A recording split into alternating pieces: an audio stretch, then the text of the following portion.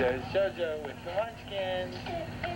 An adorable little girl, a dedicated mother seen here on home video. I'm 2 stars. Abby, Hamilton. Their case, their murders, now getting national attention.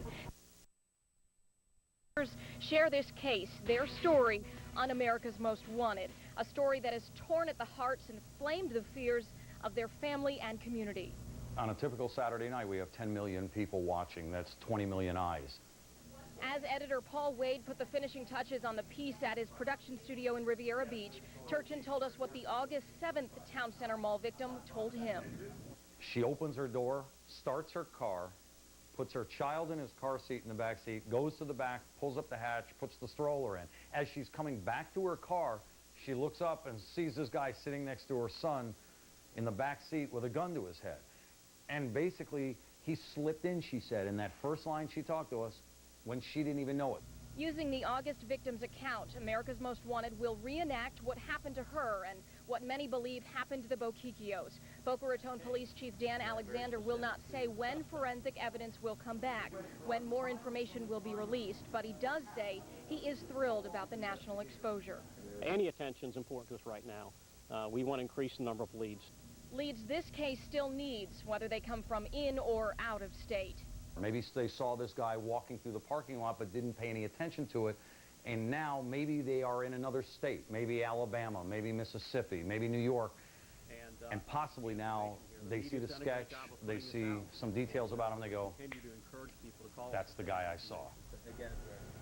America's Most Wanted plans to start their show Saturday night with the Bochicchio case. That America's Most Wanted will feature it at 9 o'clock on Fox Saturday. Now keep it tuned to News Channel 5 tonight. Jim Sackett sits down with Joanne Bruno, the sister of Nancy Bochicchio, and hear about the lawsuit she filed against Town Center Mall this week, as well as the ways she plans to honor Nancy and Joey.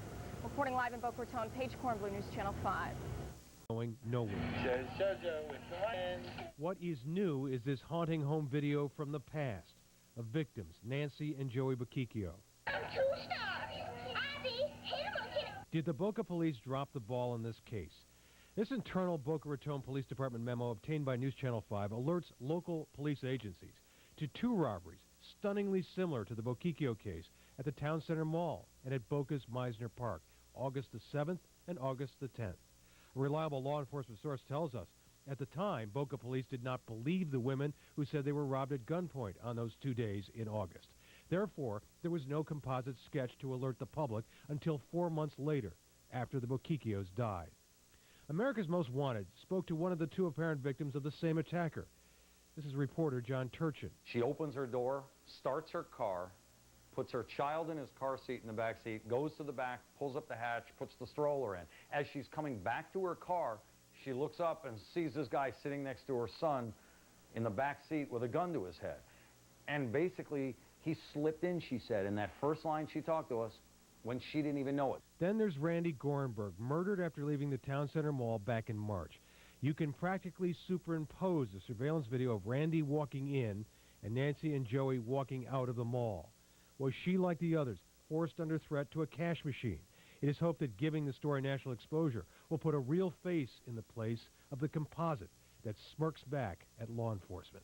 Maybe they saw this guy walking through the parking lot but didn't pay any attention to it, and now maybe they are in another state, maybe Alabama, maybe Mississippi, maybe New York, and possibly now they see the sketch, they see some details about him, they go, that's the guy I saw.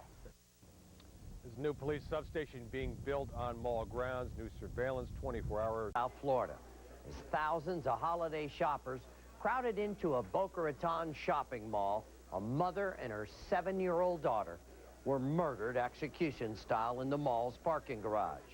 How could it happen? Our John Turchin joined the investigation. It was horrifying.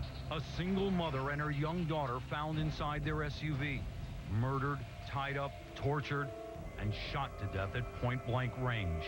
She was my sister, my friend, my heart.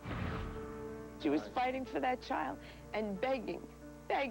I could hear the screams, I could hear the screeches, begging him to let her go. The gruesome discovery made shortly before midnight, December 12th, by a mall security guard. The bodies of Nancy Bochicchio and her only child, Joey, sprawled inside their 2007 Chrysler Aspen. This is the mall surveillance camera that captured video of Nancy and Joey entering the mall and exiting. Mall security cameras picked up what very well may be the final moments of Nancy and Joey's lives. And about what time did they walk past here? About 2 o'clock. And how long, roughly, before they came out? About an hour later. A short time later, there is an ATM withdrawal at a local bank nearby. Jeff Clare is the lead detective on the case. He won't say how much Nancy withdrew, but concedes it was a large sum of money. From the time she left the ATM and the time that the vehicle was discovered here, do you have any idea where they were, what happened to them? We don't have answers to that. Is there any way of knowing if they were actually killed here? We don't have an answer for that. At this point, police don't know if Nancy and Joey were held hostage for 8 minutes or 8 hours before the killer left them in the mall parking lot.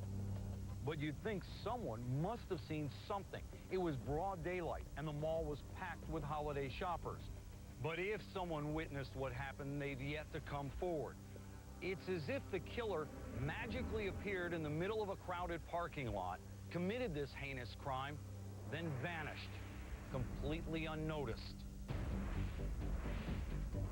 There's another unsolved crime with connections to this same mall. We profiled the case on America's Most Wanted last year. 52-year-old Randy Gorenberg. The mother of two was last seen leaving Boca Town Center the afternoon of March 23rd.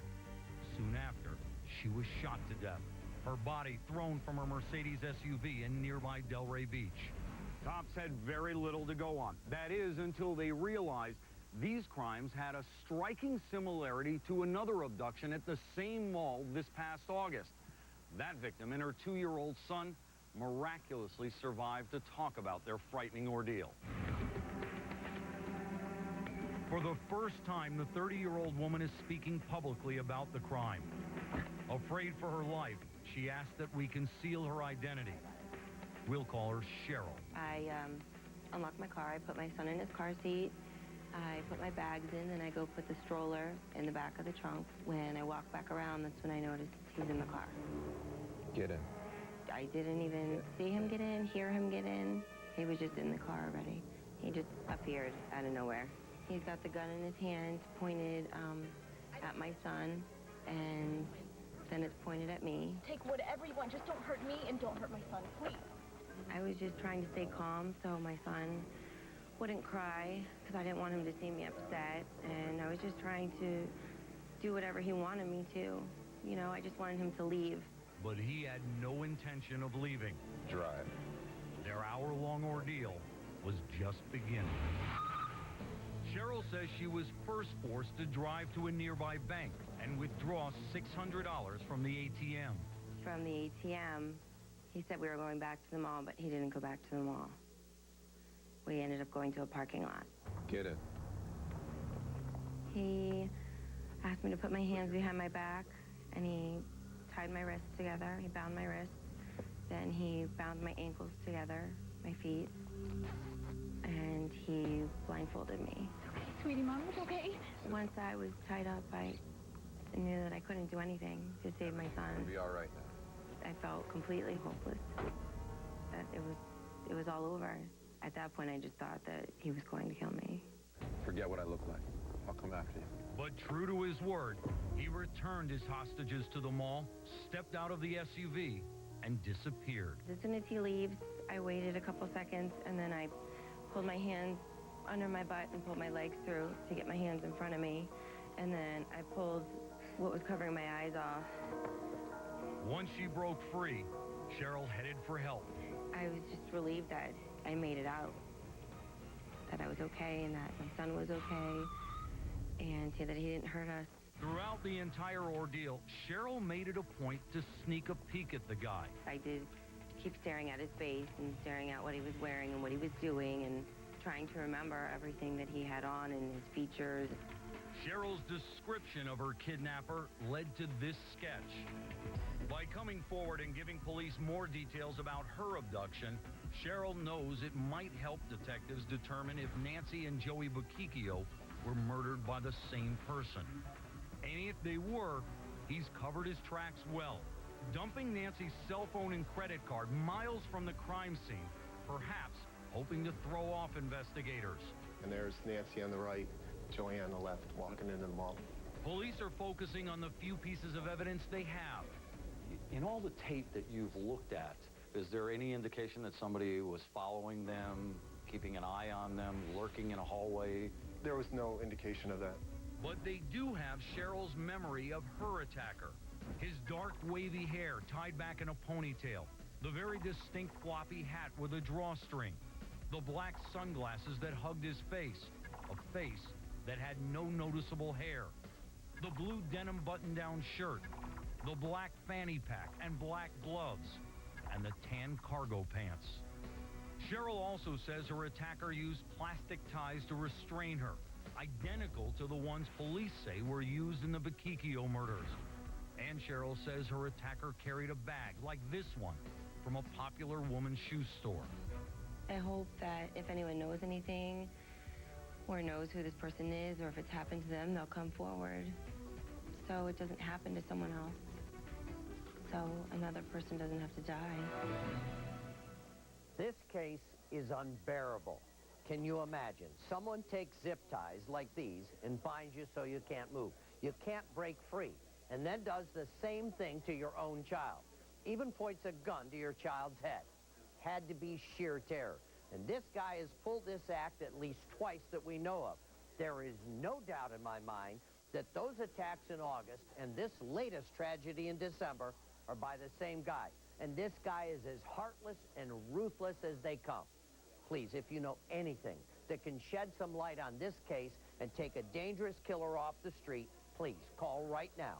1-800-CRIME-TV. Have the courage. Don't hesitate. I guarantee you that you can remain anonymous. Somebody knows something about this guy, and we got to get this creep off the streets tonight. Now, stay with us. We'll be right back.